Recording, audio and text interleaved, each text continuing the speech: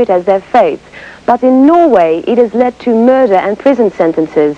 MTV set out to investigate. Notodden is a small industrial town a couple of hours' drive from Oslo. Just over 12,000 people live in the county. There is a main street, a factory, a few churches. It is a quiet community. It is the home of Vegard Tibetan. I am Ihsahn from Emperor, and I believe in wisdom, strength and power through a satanic point of view. 18-year-old Vegard, also known as Ihsahn, is the singer and guitarist of the Norwegian black metal band Emperor, and he dares speaking the unspeakable. He describes himself as a Satanist. Satanism is nothing for a weak person, because it's all built on strength and wisdom and power. All the power to control your surroundings to your own benefit. Basically, Satanism is just a more developed philosophy about the survival of the fittest. The devil, as we know him, is very much a Christian construction, and so Satanists, I mean, they'll hate the idea, but essentially they're a kind of Christian construction because it's Christianity that's made the devil, basically. It's Christianity that set up the devil. Vegard got into Satanism 5 years ago through his involvement with black metal, the music relying heavily on the occult and its dark symbolism. I'm fascinated by death. Death is something humans fear. Death is fascinating because it's so much emotions around it, so much energies around it. Christianity is all about kind of light and God bringing light and sort of, you know, kind of cleanliness and goodliness. So Satanists go and worship in the dark at night. It's a whole sort of reverse culture, really. Throughout European history in the Middle Ages and beyond, the devil was very much a kind of symbol of rebellion.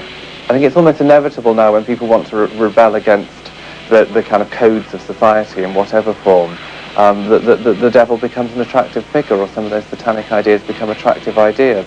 In search for inspiration, Vegard often retreats to the solitude of an isolated log cabin deep in the woods, belonging to his family. It's kind of meditation, because you open your mind to all the impulses you get from your surroundings.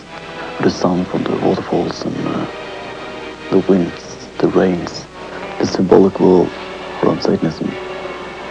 It is dark. The wastelands, the emptiness, the silence. It is the dark forces.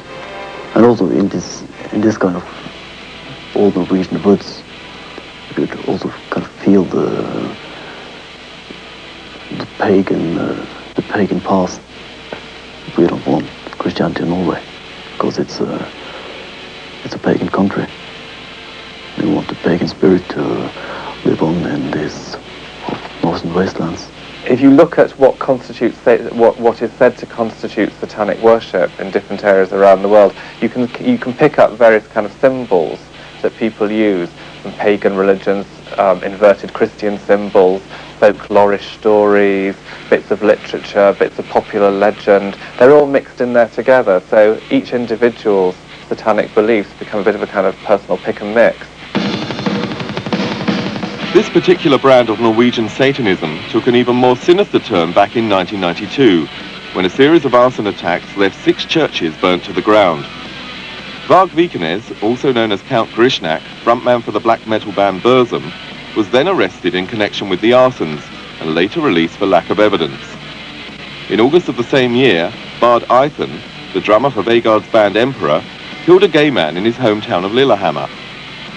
In 1993, attacks against churches carried on throughout Norway, and on the 10th of August, Count Grishnak made the national headlines again when he stabbed to death the leader of Mayhem, an opposing black metal band.